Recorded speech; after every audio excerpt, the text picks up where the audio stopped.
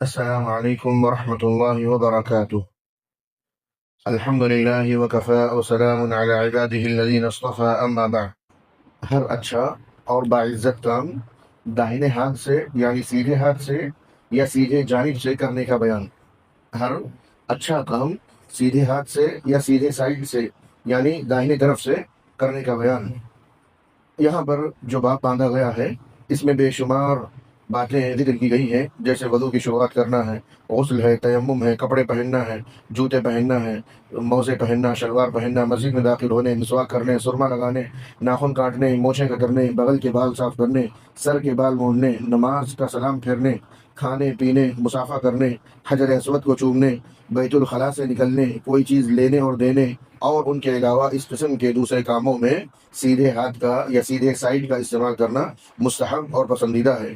اس کے برخلاف دوسرے کاموں میں بائیں ہاتھ یا بایاں سائڈ کو مقدم کرنا مستحب ہے، جیسے ناک صاف کرنا، تھوکنا ہو تو بائیں طرف تھوکنا، بیت الخلاء میں داخل ہونا یا مسجد سے نکلنا یا موزے اتارنا یا چپل جوتا اتارنا، شلوار یا کپڑے اتارنا یا اسی طریقے سے طہارت لینا۔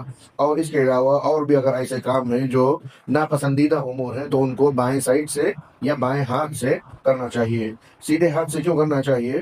سیدھے ہاتھ والوں کی قرآن اور حدیث میں فضیلت آئی ہے، جن کے نام اعمال سیدھے ہاتھ میں ہوں گے ان کی فضیلت آئی ہے۔ اللہ رب العالمین نے فرمایا فَأَمَّا مَنْ أُوتِيَ كِتَابَهُ بِيَمِينِهِ، چنانچہ جس شخص کو اس کا اعمال نامہ سیدھے ہاتھ میں دیا جائے گا تو وہ کہے گا لو یہ میرا نام اعمال پڑھو۔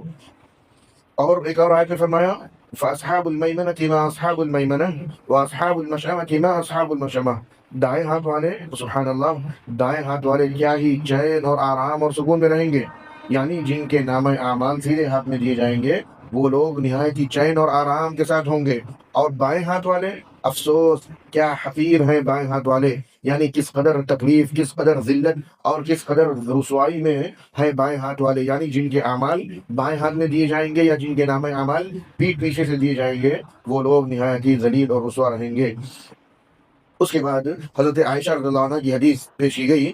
حضرت عائشہ رضی اللہ عنہ سے روایت ہے رسول اللہ صلی اللہ علیہ وسلم اپنے تمام کاموں میں، یعنی جو کام باعزت اور محترم ہیں، جو کام اچھے ہیں، باعزت ہیں، محترم کام ہیں، ان کو اللہ کے نبی صلی اللہ علیہ وسلم سیدھے ہاتھ سے کیا کرتے تھے یا سیدھے جانب سے شروع کیا کرتے تھے۔ جیسے وضو کرنا ہے تو سب سے پہلے سیدھے ہاتھ کو دھونا ہے، اور اسی طرح سیدھے سائڈ کو دھونا ہے، یعنی پہلے سیدھا ہاتھ پھر بایاں ہاتھ، اس انداز سے کنگھی کرنے میں بھی پہلے سیدھے سائڈ کے دائیں طرف کے حصے کو کنگھی کرنا، پھر بائیں سائڈ کے حصے کو کنگھی کرنا۔ اسی طرح جوتا چپل پہننے میں بھی دائیں طرف سے شروع کرنے کو اللہ کے نبی صلی اللہ علیہ وسلم پسند فرمایا کرتے تھے۔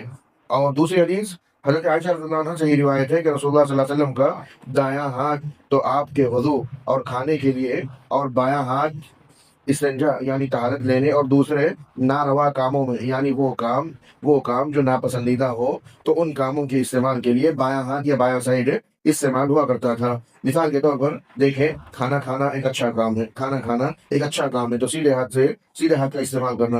پانی پینا ایک اچھا کام ہے، اس کو سیدھے ہاتھ سے استعمال کرنا۔ مسجد میں داخل ہونا ایک مبارک عمل ہے، اس کو سیدھے پیر کے ذریعے سے مسجد میں داخل ہونا۔ اسی طریقے سے سلام کرنا ہے تو سیدھے ہاتھ سے سلام کرنا، مسافہ کرنا ہے تو سیدھے ہاتھ سے مسافہ کرنا۔ یہ چیزیں ہیں کہ جس کو اللہ کے نبی صلی اللہ علیہ وسلم دائنا ہاتھ یا دائنا حصہ آگے کیا کرتے تھے۔ اور جیسے مسجد سے نکلنا ہے تو بایاں حصہ پہلے کی رکھا کرتے تھے۔